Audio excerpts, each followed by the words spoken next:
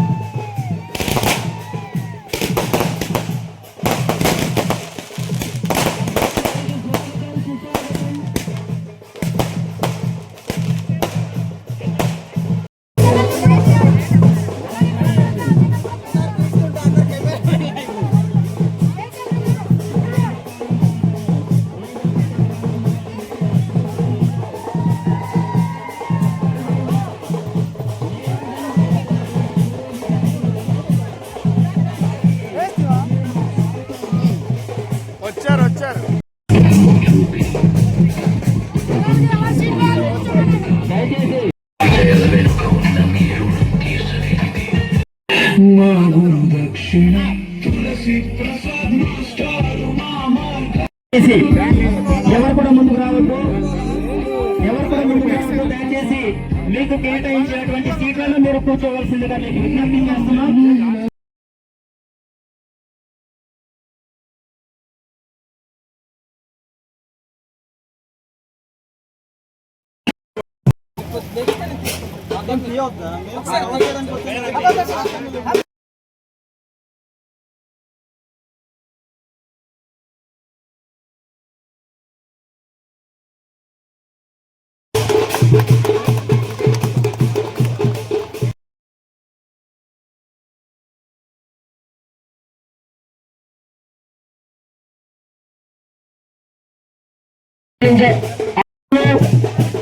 సర్వశ్రీ గంపరాయి సూర్య గారు కూడా వేదికపై పుష్పగుచ్చంతో ఆహ్వానించాల్సింది కోరుతున్నాం.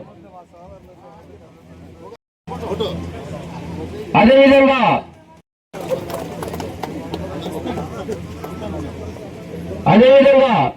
శ్రీ దడి రాంబాబు గారిని కూడా వేదికపై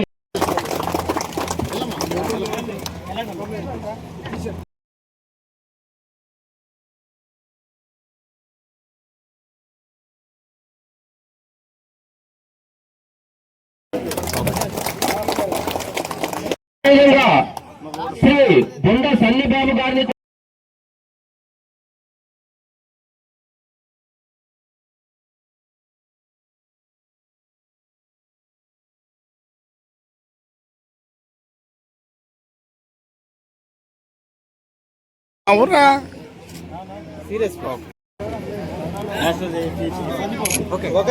అదేవిధంగా శ్రీ సత్యవతి గారిని కూడా,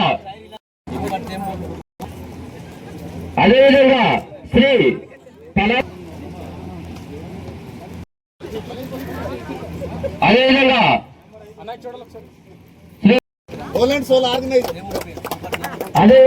శ్రీ జుంబు దేవరాజు గారిని కూడా సగర్వంగా, వేదికగా శ్రీ గోబరి చిన్న రామచంద్ర గారిని కూడా వేదికపై సగర్వంగా ఆహ్వానిస్తున్నాము.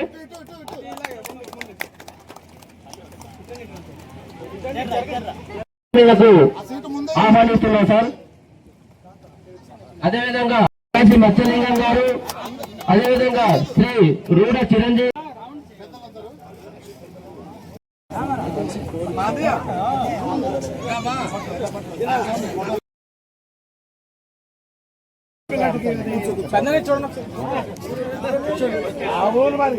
చూడాలి ఒకసారి. అదేవిధంగా శ్రీ రూడా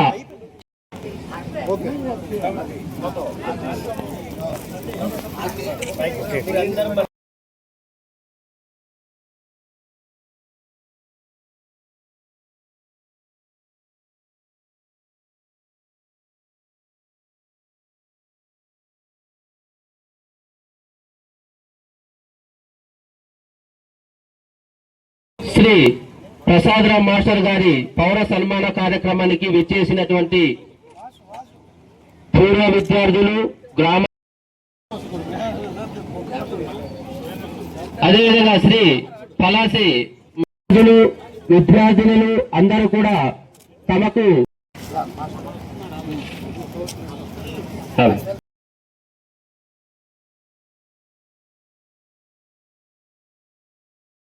ఆది గురువు గౌరవనీయులు తులసి ప్రసాద్ గారు, వారు మన గ్రామం రిటైర్డ్ అయ్యి 20 ఇయర్స్ 2 దశాబ్దాల తర్వాత ఆయన మన గ్రామంలో అడుగుపెట్టారు. వారికి మనందరి తరపున ఒక్కసారి గట్టిగా చప్పట్లతో స్వాగతం పలకాలని చెప్పి వారిని మీ అందరినీ రిక్వెస్ట్ చేస్తున్నాను. అలాగే వేదిక మీద ఉన్నటువంటి పెద్దలు, అలాగే ఎవరైనా చక్కగా మనం జయప్రదం చేసేటటువంటి ఆశీర్వాద మహారాజులంతా కూడా ఉన్నారు. వారి సమక్షంలో కార్యక్రమము ఫలప్రదం అవ్వాలని చెప్పి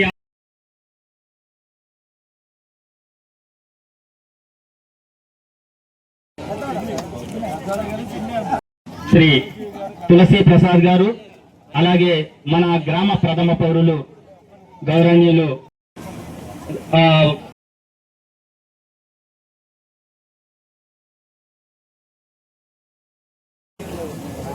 అనేక కార్యక్రమాల్ని మనం డిజైన్ చేసుకున్నాము. జ్యోతి అనేటటువంటిది అంధకారాన్ని తొలగించేది, అలాగే విద్య అనేటటువంటిది మన అజ్ఞానాన్ని తొలగించేది. కాబట్టి సింబాలిక్ గా మనం జ్యోతిని వెలిగించాము. అలాగే కోటేశ్వరరావు గారు మీరు కూడా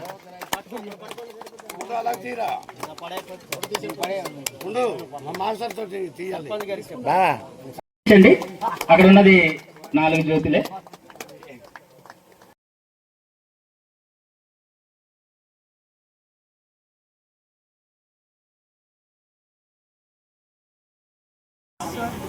థ్యాంక్ యూ. అందరికీ ధన్యవాదాలు.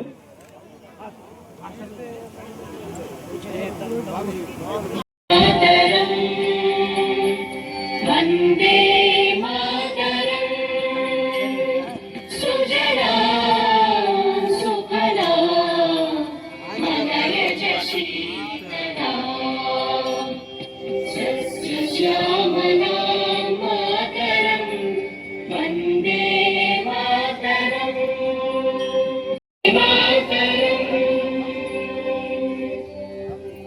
Thank you. మీ సీట్లలో కూర్చోవలసిందిగా మేము రిక్వెస్ట్ చేస్తున్నాను.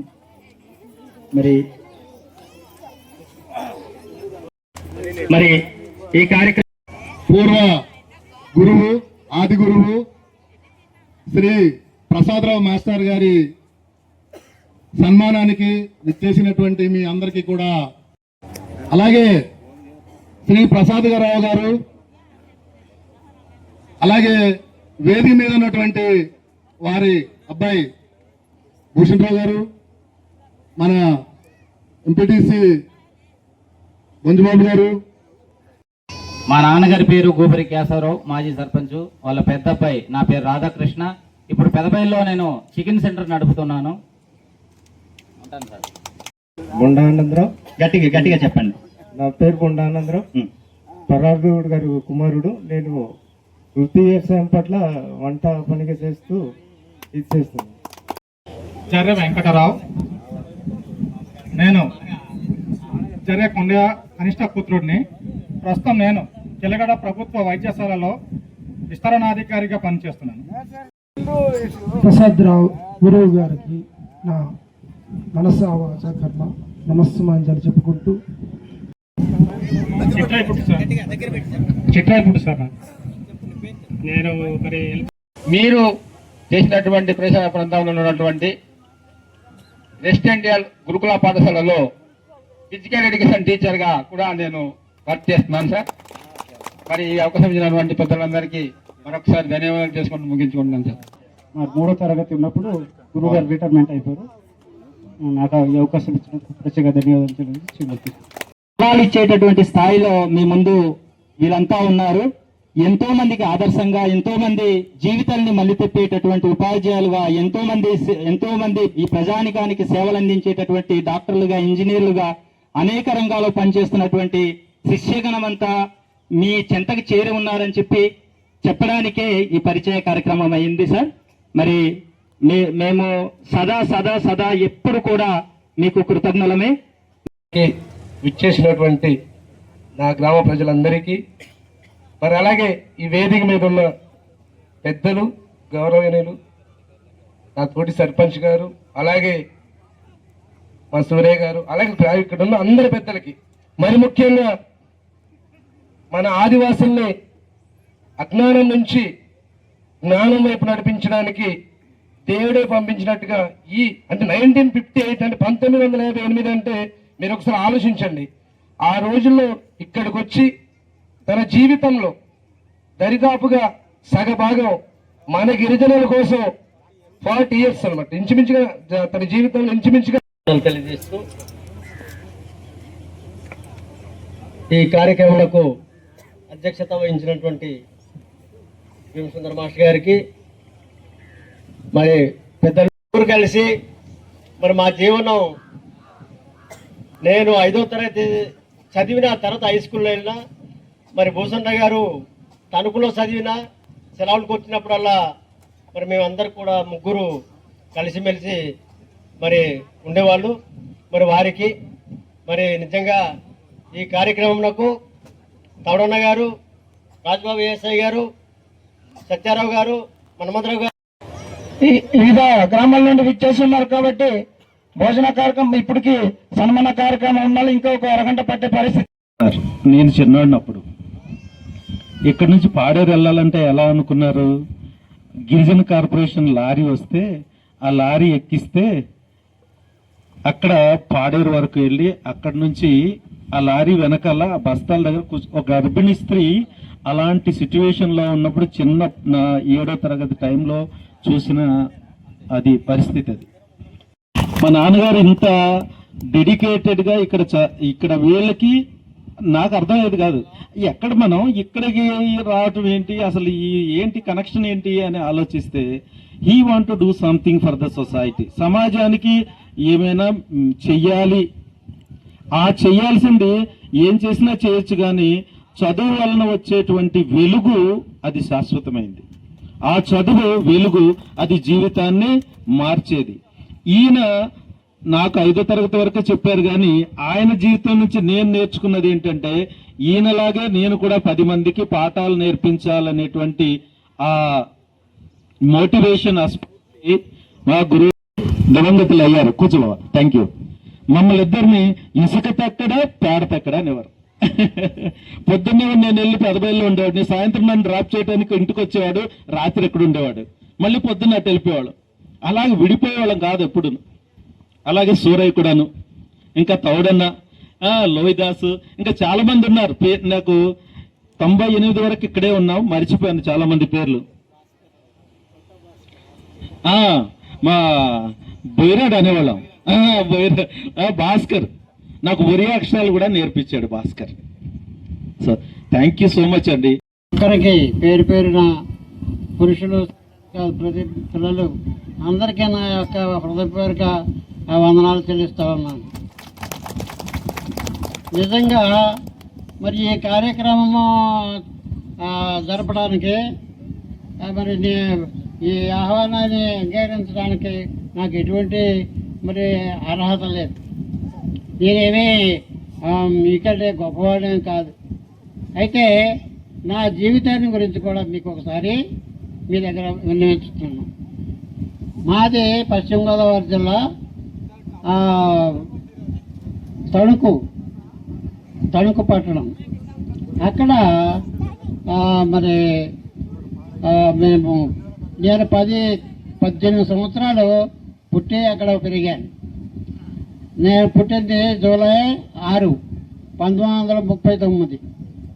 అయితే మరి మా బంధువుల్లో ఒక ఆయన ఎయిడెడ్ స్కూల్ వాళ్ళు పనిచేస్తూ అరకువేలి దగ్గర చిన్నలబుల్లో మరి భాస్కర్రావు గారు, గొల్ల భాస్కర్రావు గారు అని ఆయన భార్య భర్తలు కూడా అక్కడ పనిచేస్తూ ఉండేవారు.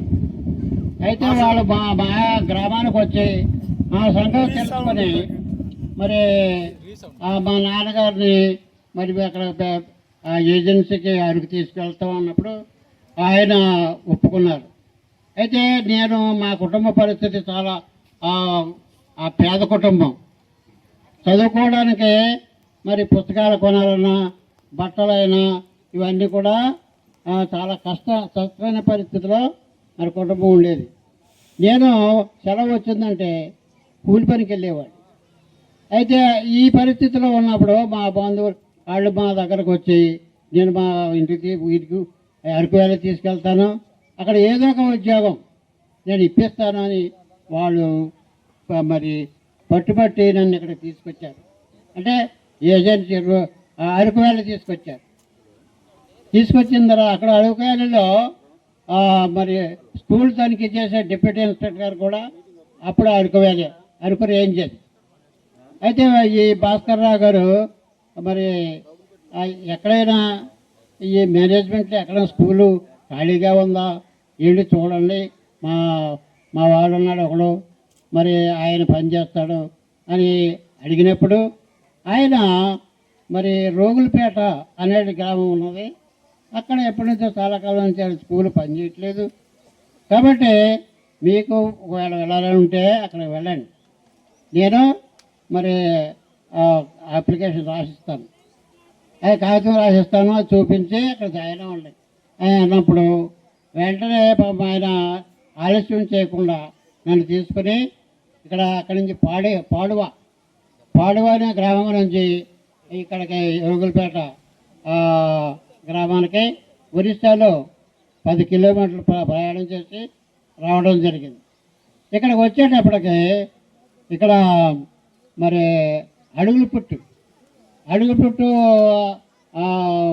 ఆయన చిట్టుపడాల గారు ఇక్కడ స్కూల్ స్థాపించారు. మరి ఎందుచేత స్కూల్ మూసేసారో తెలియదు.